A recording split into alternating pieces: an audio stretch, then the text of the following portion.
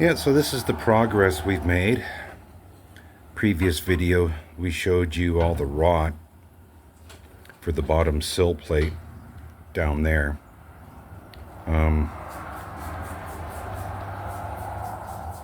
Kitty wants some attention. Hi, Kitty. How goes it? Oh, yeah, you're playing cute, aren't you?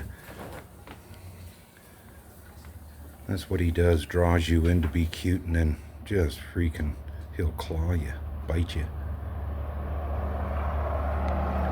So yes, that's the opening for a window. And what we're going to be doing is dry fitting the window into there before Therese paints all the framing.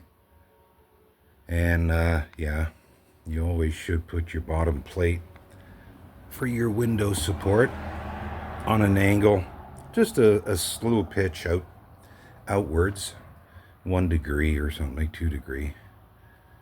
But we're going to try and fit the window in before we do anything else. Give it a dry fit, and we'll see how we make out.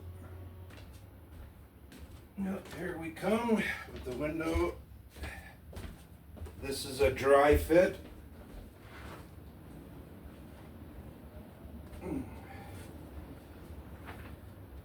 Don't know what these screws are. I don't know if they're going to interfere with. All right, so I'd imagine we can just all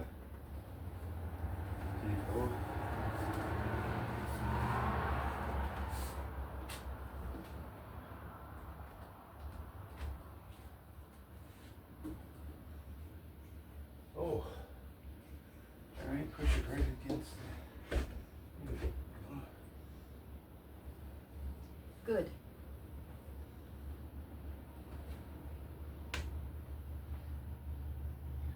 Perfect. So I did give it enough room for so you can put caulking, insulation, whatever around it, and doing your shimming.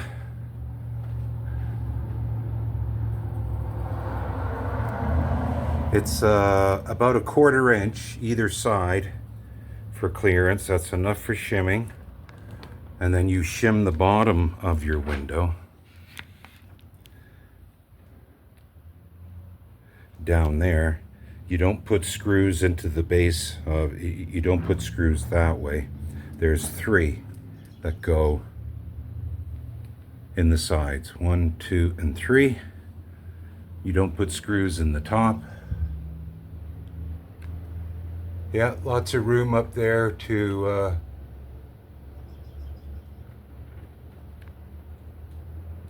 put caulking or expanding foam, and that will be low expanding foam, not high rate. But this is what we got so far, friends. Little more framing to do, but that's gonna be pretty good. I think that's gonna work a treat. What do you think, dear? Oh, I like it. It's gonna be so much nicer. Yeah, and it's higher up too, so you could put a couch there or a chair or whatever's gonna happen from there to there.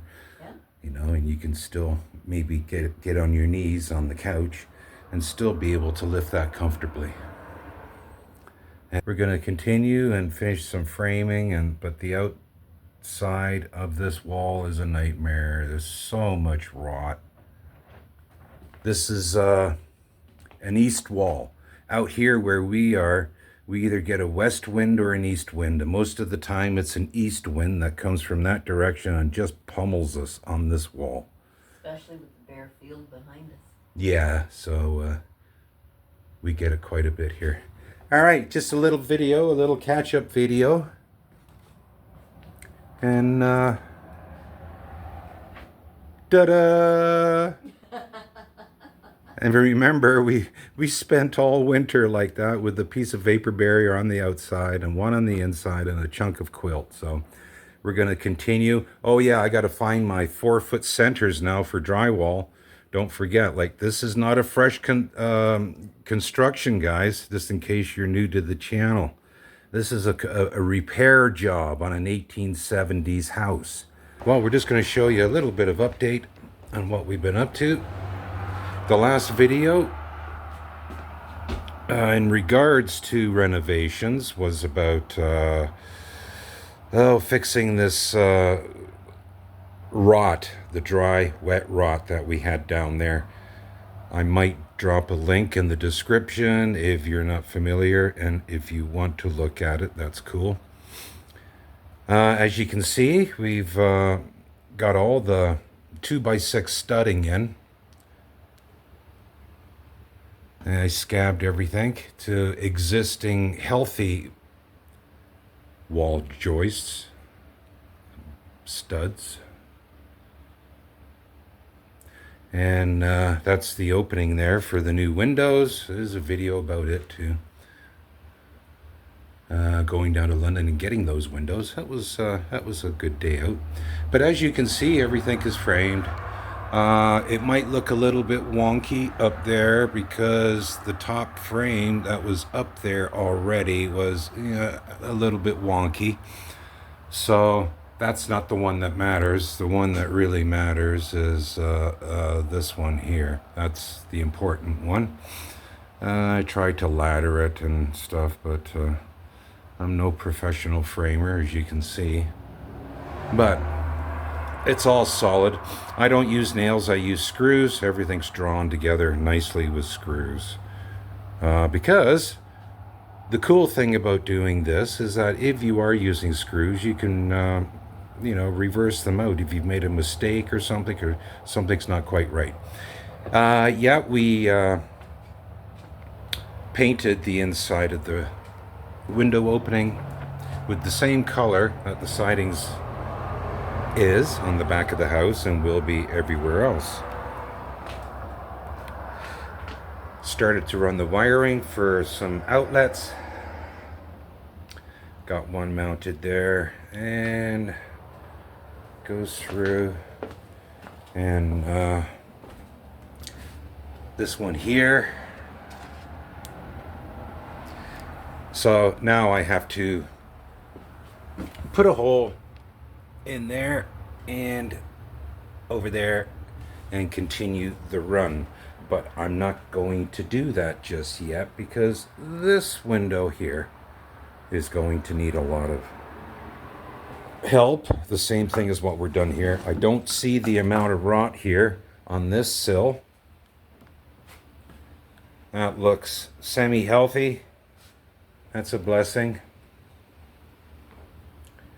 Happy about that. These studs, the wall studs, look fine. And remember, folks, all this was lath and plaster. So yeah, as I've shown you before, there's a wall outlet there. There's 3 of them on that wall, figuring that this would be a TV wall. And so, which is really the only choice you have in this living room, is for that one to be a TV wall, as you can see. But that window there that we took out used to be this one here. Well, the sister to this one, okay? And you can see the humidity in the window. That window there is just a solid pane. It doesn't open or anything. So the fact that there's humidity in there means the seal has broken. These are crankouts. Not a big fan of them. And same over there. So we're going from that size there to the 3 foot wide by 4 foot tall. Now we're just waiting on some good weather before I can continue stripping the outside siding off. So that's about it so far, friends, on this old turd. Just a quick little update on the progression. And we'll continue with our updates.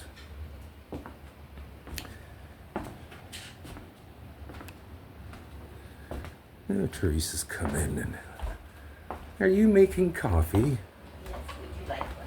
I would like a coffee. Yes, please.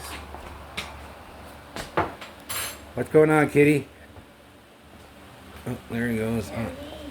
Yeah, come here, kitty. Kitty, kitty, kitty, kitty, kitty, kitty. Oh, oh. Yeah, he's so petrified, isn't he? Oh,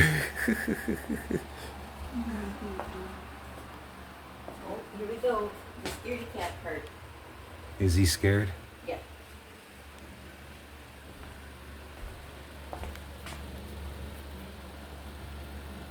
Yeah, he's petrified. Anyways, friends, thanks for stopping by once again with this old turd, and Teresa and Steve.